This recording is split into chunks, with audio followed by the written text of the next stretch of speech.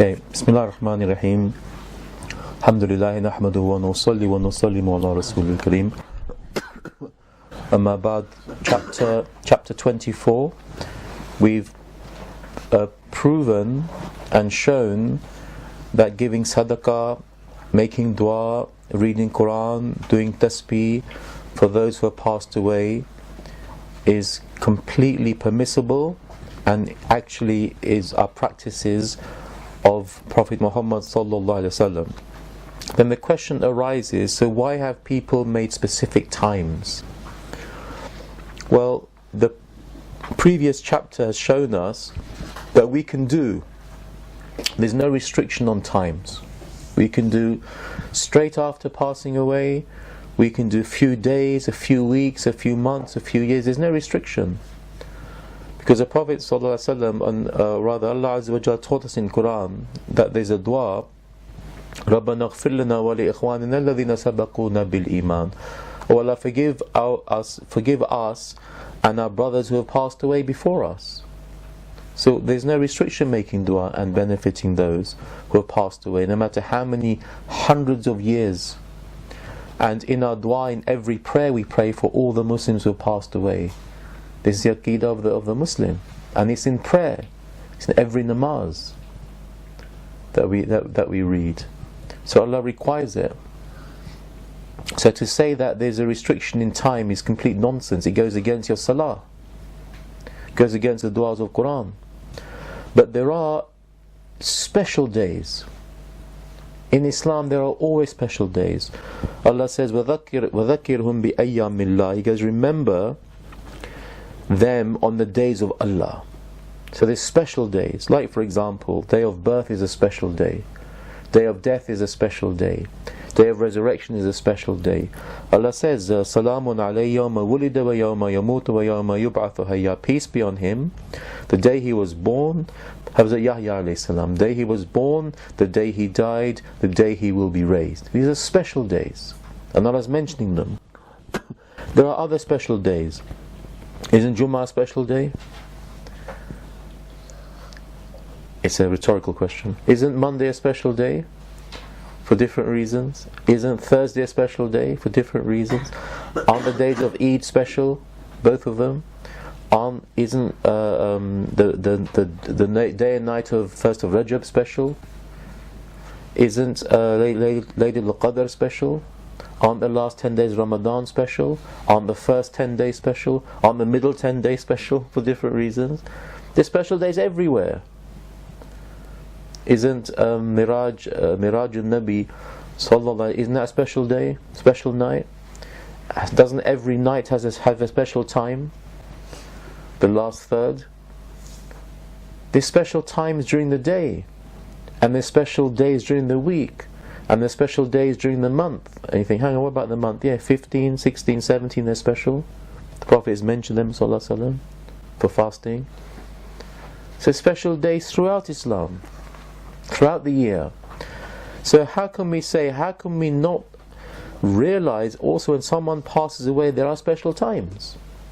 Even the Prophet himself said, sallallahu alaihi wasallam, he said, make dua for your brother now as he's being questioned.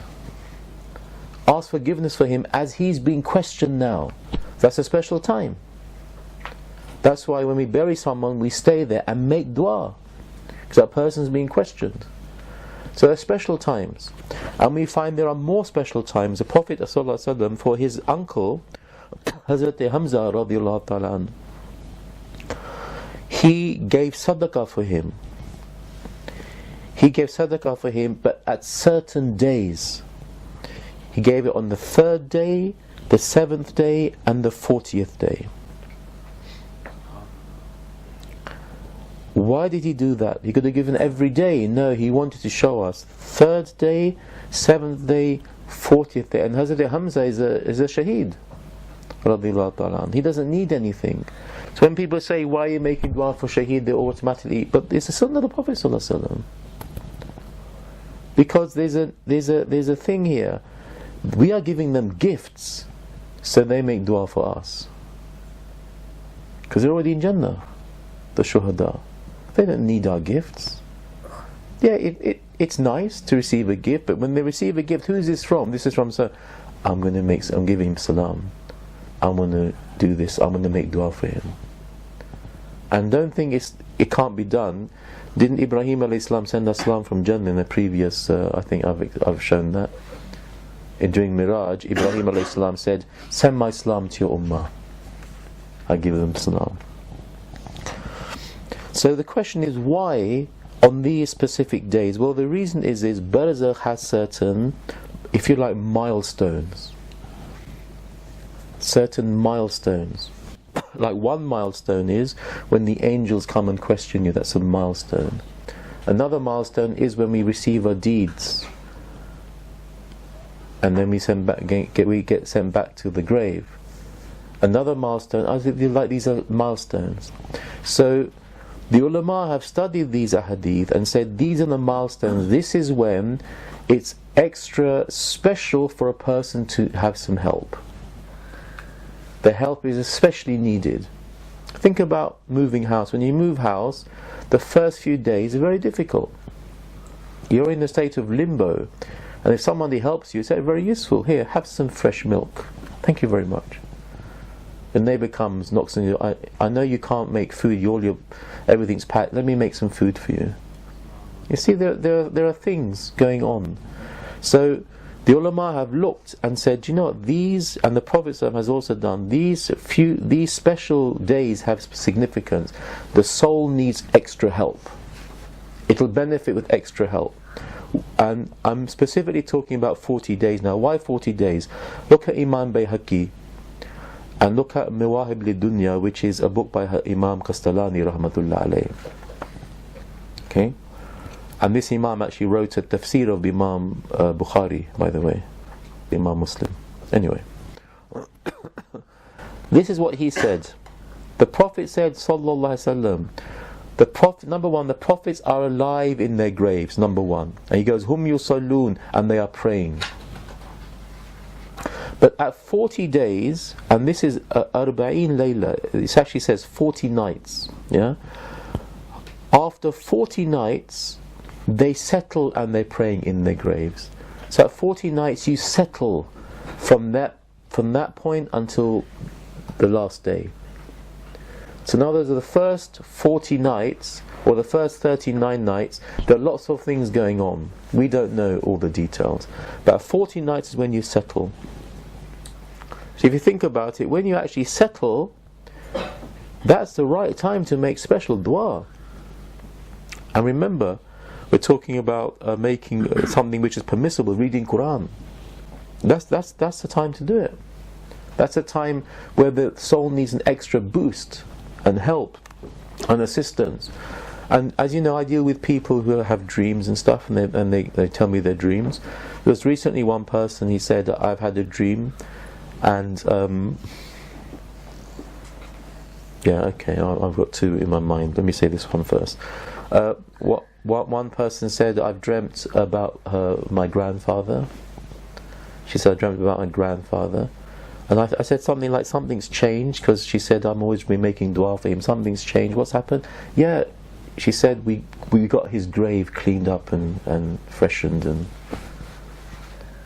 so it benefits a person, doesn't it?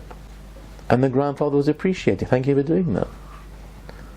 So it shows that there's proof that this is actually happening. Another dream I had was, not me, but someone had a dream that this person was unwell in the grave. I said, you should do khatam for him. That's what he's asking for. He's asking for khatam. He's asking for help. Another dream somebody had was, we bought a pump for somebody, and this person we bought a pump for, he came in his daughter's dream. Right, and the daughter said, "Mashallah, Dad, you're looking really healthy. Can I make you something?" He said, "No, beta, I'm absolutely fine." And she said, "No, let me make you something." He said, "No, I'm fine." And when she phoned me, I realised we had ordered a pump. It had actually been placed, a water pump for him, and that's when she had this dream. So it shows his benefit. and the good dreams are from Allah. And there's many dreams like this that people have been given. These are just recent ones. So it shows that this actually works. It benefits somebody. And those in the grave are asking for help, some of them. Can you please make dua for me? And the way they ask is like this. They're showing to be ill, showing to be upset like this. Okay? And I'm sure many of you here have had some experiences like that. So this is a very, very important part of our Aqeeda and our behavior. So every year to have a khatam, completely permissible. Because don't forget, the Prophet said, Sallallahu Alaihi Wasallam, one of the things that benefits is a noble son who makes dua. Isn't that what we're doing? So what about reading Qur'an? Again, Imam Darmi, rahmatullah alayhi, if you complete a Qur'an at night time or daytime, if you can complete the Qur'an at night time, the angels stay in prayer for you until the next morning. And if you complete in the morning, they stay in prayer for you until the night time.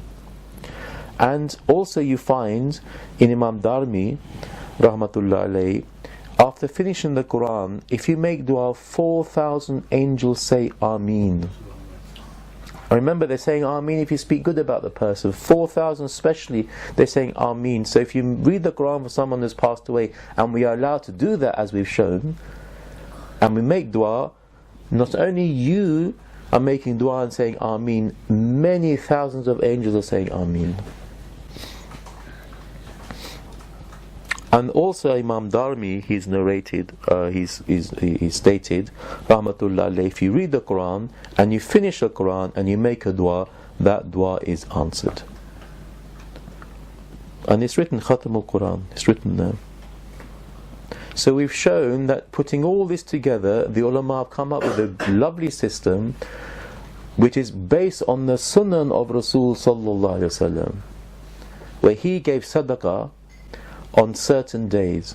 The prophets and other souls settle at 40 nights, and 40 is again a very interesting number in Islam. It appears in lots of places, right?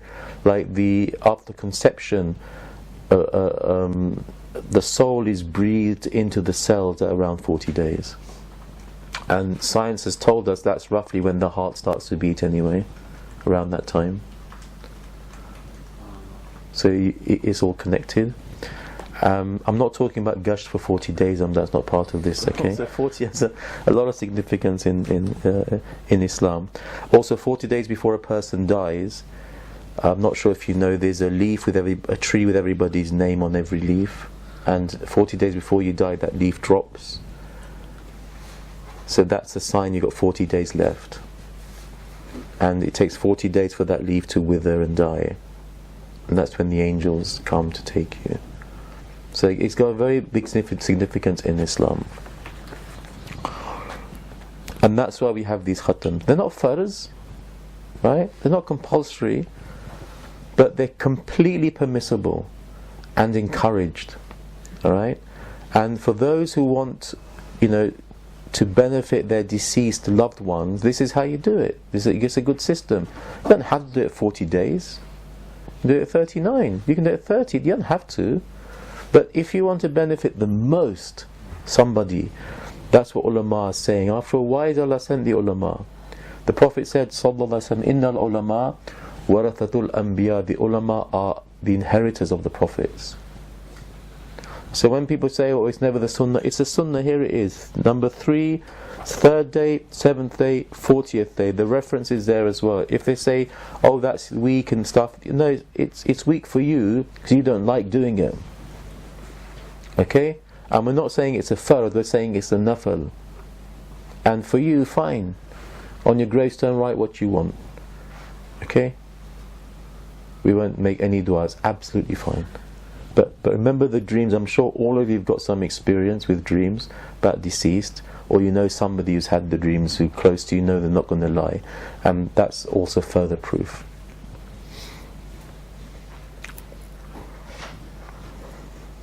Just recently, this brother had given so much money for pumps in everybody's names of his family. He's given, I think, 20 money for pumps, water pumps in Pakistan. He's recently died. He's a young man, he died on his motorbike.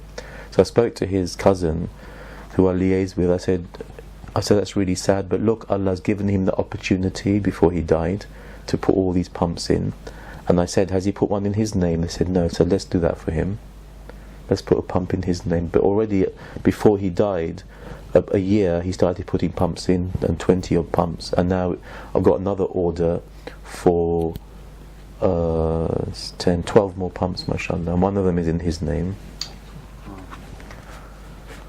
If that's what we can do, what else can we do for him? And every time the children and the family take water out, he's going to get reward for it. And there's another dream. Just remember this. Reminded myself.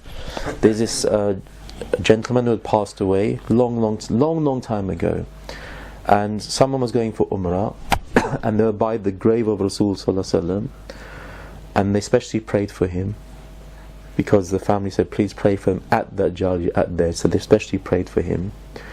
And that night, his widow had a dream. She was with him, talking, chatting, joking all night, and he was getting flowers dropped on him, just dropping on him like this.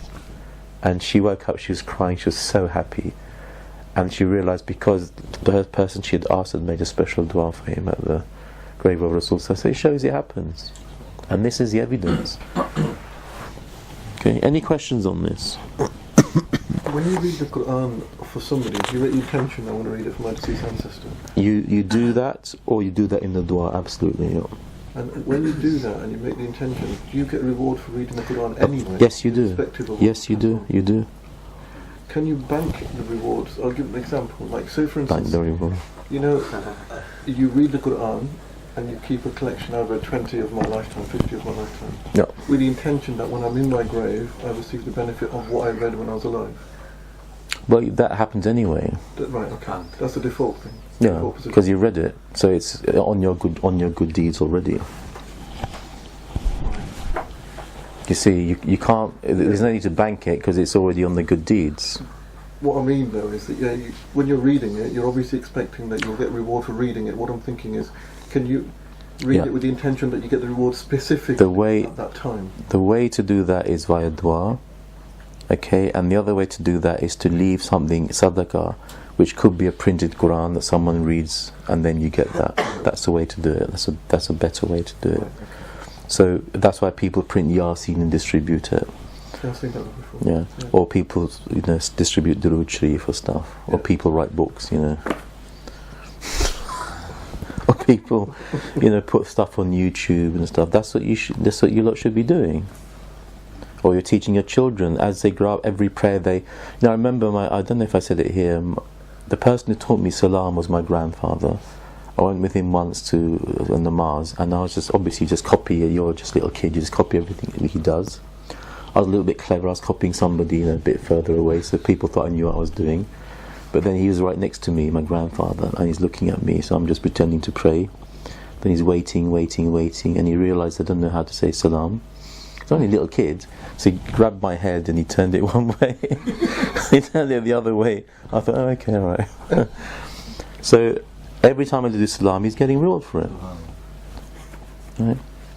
I'm not saying you should do it with every kid, you might get a reaction. But anyway, I'm just a little kid, really small. I remember that especially. He took my head, he went like this, and he went like that. Obviously, you can't resist, and he went like this. I said, okay.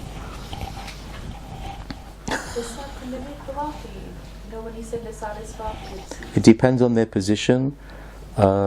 Senior people, yes, they're a very special position, they can make dua for us. And the proof I've gone through already, for example, the Prophet ﷺ, obviously he's an exception always, he's always exceptional.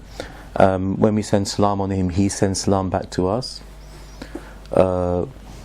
He said, sallallahu alaihi wasallam, ما من أحد يسلم علي إلا رد الله عليها روحي حتى أرد عليه السلام. There's nobody who sends salam on me except Allah returns my soul to me and I send salam back to that person. So every time we say sallallahu alaihi wasallam, he's giving us his salam, which is a dua from the grave, from barzakh. When we say salam to the graveyard, we've gone through chapter 21. You remember the hadith where a sahabi, a woman, was saying salam to the shuhada of Uhud, And they said salam back to her. Or have we forgotten that one? No, that was Right, 21. Come on, turn to page 20, chapter 21. Right at the end. Mustadrak. Proof that the deceased and living can speak to each other. Remember this now? She said salam. The shuhada said salam back. And they said, Wallahi, they said, we can recognize you like recognize each other. And then she said, I shivered. Remember that? So the shuhada is saying salam back. What is salam? It's a dua. So senior figures in barzakh can make dua for us. And that's why we do khatams for them. So we give them a gift, please make dua for us. Like Banjdan Pak, the awliya ikram, the shuhada of Uhud. When we go there, what do? We say, there are Arabs there telling us say this, to make this dua. Assalamu alayka ya this ya. And that's coming actually later on. I think in the next chapter. So yeah, senior figures can make and do make dua for us. Hazrat Ibrahim alayhi salam, again I've mentioned that, it's in number 21. He was sending salam to he's saying, give your ummah my salam. So yeah, they're making dua for us. Don't forget, for Hazrat Amina radiallahu ta'ala anha, every night when she was expecting, she was receiving visitations from different prophets in her dreams. And what's that? They're making dua for her. Yeah, sorry. So are the prophets now, or are they in barzakh or in Jannah? Both. Okay. And they can be in dunya. When the Prophet went for Miraj, didn't he lead all the prophets in prayer? Isn't it in dunya? 124,000. So for them, there's no barrier like there is for us. So they're in Jannah. Remember, the Prophet went for Miraj. He went into Jannah. He met the prophets. He met them at Al-Aqsa, so Baytul Maqdis, and he met Musa alayhi salam in his grave. And is that a station reserved for prophets only, or can shuhada and other companions? Prophets always have their own position, right. Okay, but shuhada have their own position, and there's very few barriers for shuhada, because the Prophet said, sallallahu alaihi wasallam, he goes, they're like birds that are flying. Why does he say that? He said that to show us there's no restriction. They're free to fly here, there. There's no restriction. We're restricted in 2 dimensions on the ground. So that's the 3rd and 4th dimension, the birds flying. They can fly through the dimensions if you want to understand it like that.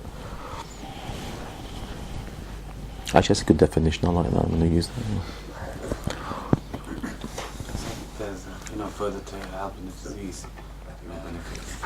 Yeah, we went through this. Giving a garden. The companion gave a garden for his mum. And what's a garden for? So people can look at the roses. No, it's for the produce, isn't it? So I mean, you can argue also the roses will do zikr. You can argue that, but it's a produce. So you're feeding so feeding people on the khatam is part of that.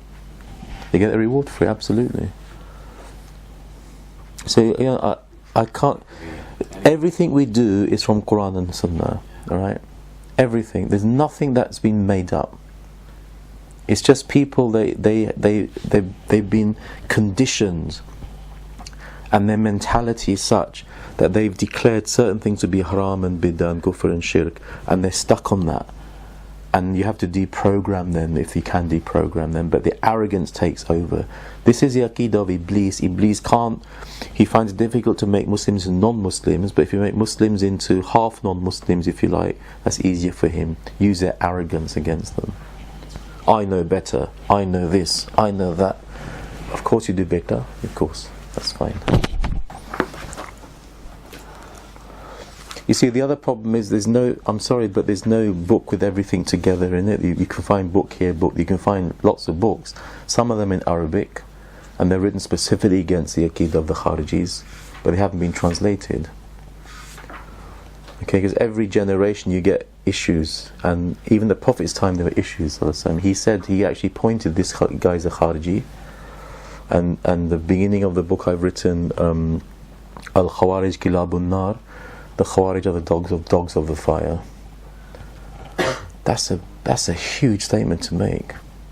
So they're here to confuse and misguide and make Muslims into non-Muslims. So that's why I pulled no punches for this, because the Aqeeda is disgusting. I haven't told you all the Aqeeda, but some of it is really disgusting. And like, for example, you should kill people, put them on a dung heap if they don't agree with you on certain things. And also, if you think of the Prophet while you're reading the namaz, your namaz is broken. But if you think of an animal, it's alright. That's how bad it is. And it's in their books.